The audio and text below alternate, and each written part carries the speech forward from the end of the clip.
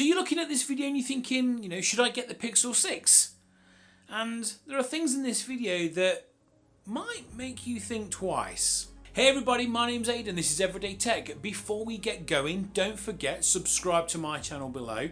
And if you do get to the end of this video and you do find it useful, don't forget to hit that like button. So we are all here today for this, the Google Pixel 6. And you know what? It's actually a pretty good phone. But I'm here to talk about the things I don't like. And these things are, they seem very small, but they affect you every day. Some of the things can be fixed with bug fixes, software updates, but as it is at the moment, we've not got those. And this isn't a review, this is just letting you know that I have used this phone for, 4 months now. And as much as I quite like the phone, and I say quite like, I actually, if I had the choice, would I buy it again? I don't think I would.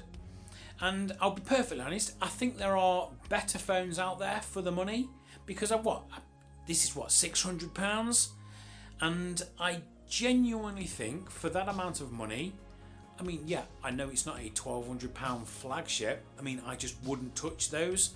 Not at that money. I just think you've got more money than sense if you're going to go down that route, because I just think for anything 500 or below, I think you can get almost the same level of specification as the £1,200 phones with very minimal compromises. This is kind of one of those phones. But these small annoyances are what making me think twice about it. So we'll start as we mean to go on. The first thing that I really don't like about this phone is the button placement.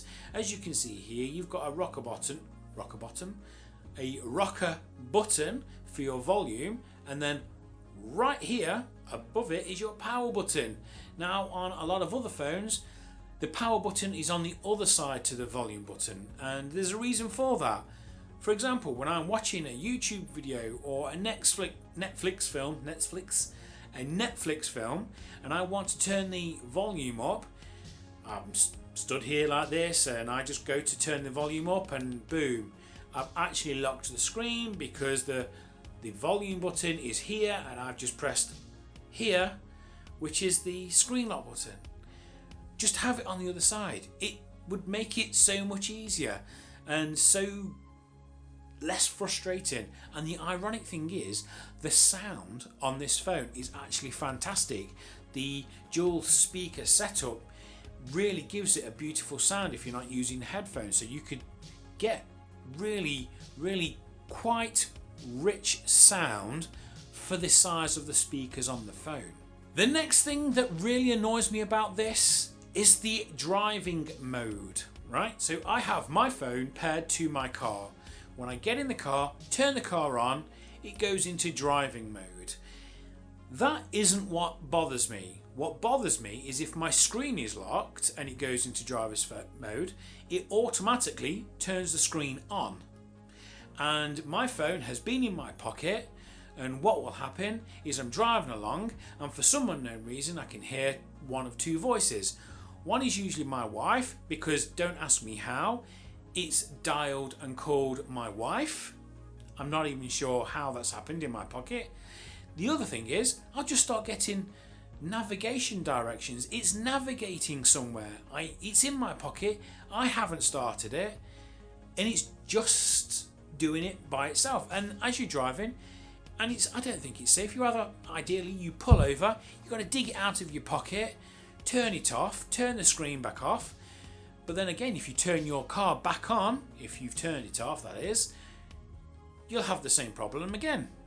It's really annoying. So the other thing that I don't like about this phone is the navigation of the customizability. Now lots of phones such as OnePlus, you can pretty much customize anything.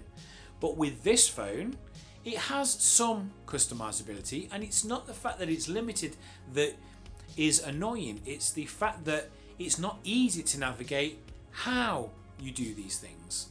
For example, I had an issue with the double tap feature on the back, and I set it up to double tap the back and it'd take a screenshot, something I use. And often, and this is another issue, it just wouldn't work. And for me to get it to work again, I'd have to turn the phone off, turn it on again, and it would work.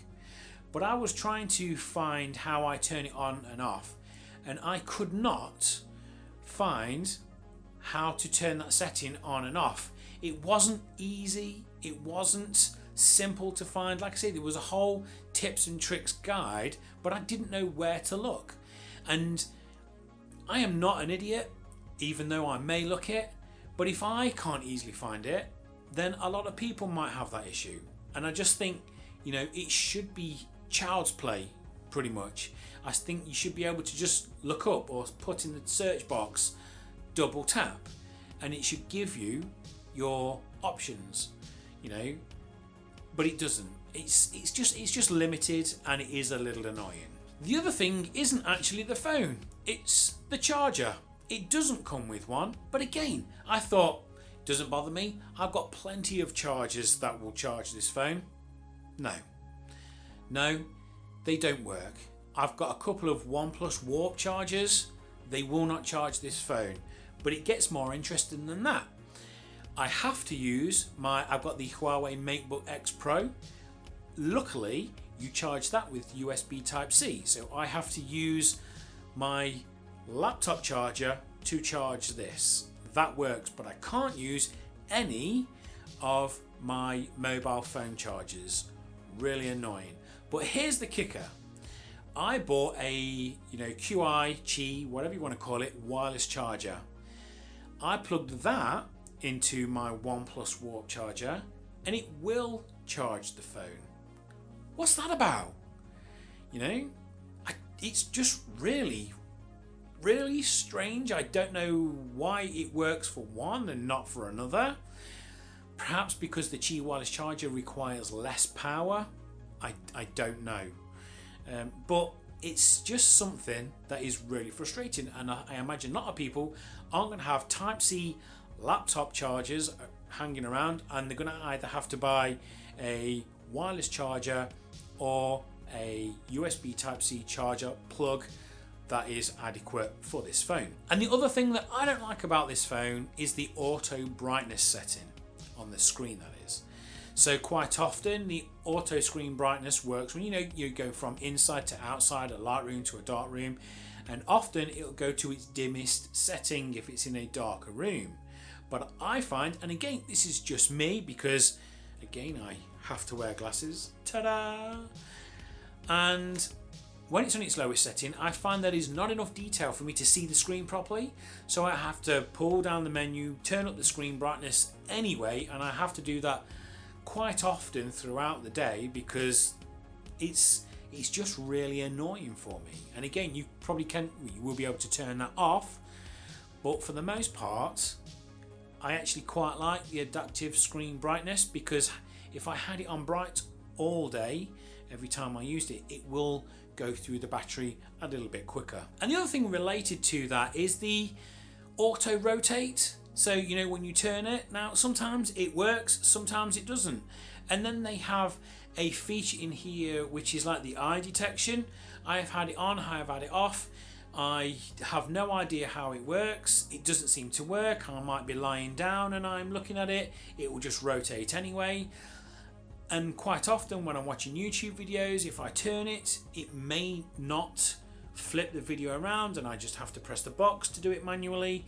Again, these are all bug fixes that can rectify this, but it's just really annoying. And the eye tracking feature with the screen rotate, I genuinely don't get it. I just think it's one of those things, it's not needed. It would have been nice if it worked, because I think if you are lying down and looking at a video, then if it stays the right way, wouldn't auto rotate, that would be nice. But I've not got it to work. I don't know how to get it to work. I don't exactly know what I'm supposed to be doing with it, so it's just a useless feature. So carrying on the things that I don't like about this phone is when you want to clear the apps. On a lot of phones you just swipe up from the bottom and then you can clear them with a clear button that's on the bottom. Not on this phone. You have to go all the way back to the beginning of the apps. you have to scroll all the way back to the beginning and then press the clear button that is on the left side. Alternatively, you just push up each app and it will clear it. But why do I have to go back to the beginning to clear all the apps? It's a pointless exercise. If I want to clear them, I should be able to clear them. At least put the clear button at the top if you think it's something that people might mispress. I think it's really annoying. I don't know why they've done it. And another feature that I find really strange is the Google search bar. It's at the bottom of the screen. Now, it is there all the time. It cannot be moved, it cannot be changed. And everybody say, yeah, you can actually do it. You can install third-party software and it allows you to do this. I'm not interested in third-party software. I actually want to use it as it is. You know, I shouldn't have to install third-party software to move a search bar, because I also find that when I scroll up to search apps, or if I go to press the Google search bar, it's easy for me to accidentally swipe up and it thinks I'm searching for an app. And those are two different search bars. The one Google search bar is searching the internet, the other search bar is searching the apps that are on your phone. And it's very easy to open the second one when you're actually trying to use the Google search bar. So it is really annoying. And also, one feature that I do like but does interfere with this Google search bar is the one-handed mode. You can use this phone one-handed, and there's a feature where if you go to the bottom of the screen and you just pull the screen down, it will pull the screen halfway down so you can reach the top with your thumb.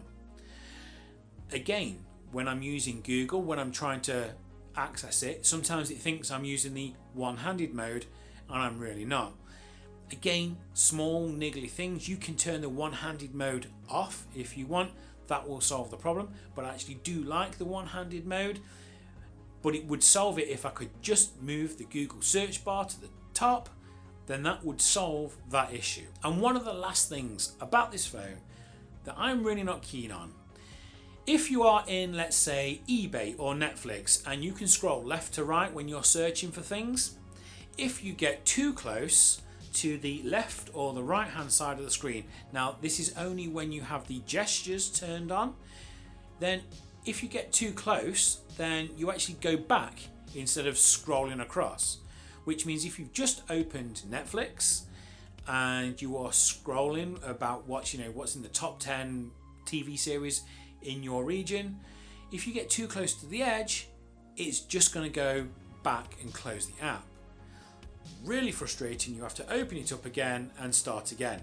Same with eBay. If you go on your home page and you're looking at something that you've previously viewed, if you get too close to the edge, which is easily done when your thumb is scrolling across, you can actually go back often.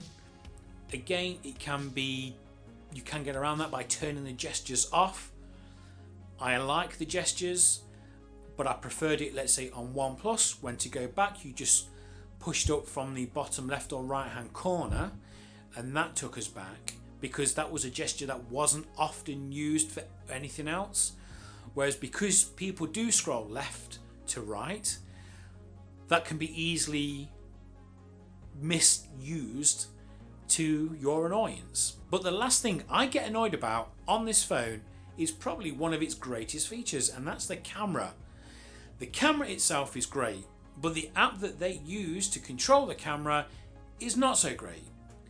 Constantly, I'll open the camera, go to take a picture, and for some reason it just shuts down and closes. So I reopen it, and then 20 seconds later it will shut again. It just glitches and shuts down. Don't ask me why, I have no idea. It's on the latest software. So again, it's just another software update / bug fix that needs to be done. And also, when I'm reviewing photos in the app, they go pixelated, they jump in and out of resolution. And I don't know if that's just because I may be using, let's say, portrait mode or selfie mode, or it's trying to implement different features onto the picture that I may have used. But they can be really hard to view, and I have to come out of the app and view the photo in Google Photos where they look perfect, and it does take amazing photos. The optical zoom on this, absolutely awful. It really is. I don't recommend it at all. I think just as a point and click camera, it's very good. It takes excellent photos, great portrait mode. The video is pretty good. The software is crappy. You know, like on the Samsungs where you can take a video and take a snapshot or take a picture from the video, you can do that on this. But again, it's not very good. I tried to do it when my wife was feeding a bird out of her hand. I managed to get a couple of pictures, but they weren't very good. I think I would have got better results if I was able to do multi-burst photos. And I haven't figured out a way how to do that. I can either just take a picture, and with other cameras, if you press and hold the shutter button, it'll just keep taking pictures. With this, if you press and hold, it automatically goes to video. Really annoying. I don't know why it does it, and it is pretty much, yeah. It's honestly, yeah, it's a good camera, but my OnePlus 6T was a good camera. My wife's LG G6 was a good camera. This is better, but I just don't think it's worth the money. So guys, let me know below, have you got this phone? Have you experienced any of these issues? And if you haven't got this phone, let me know if you plan on getting it and if this has changed your mind. So, I shall see you next time. Bye.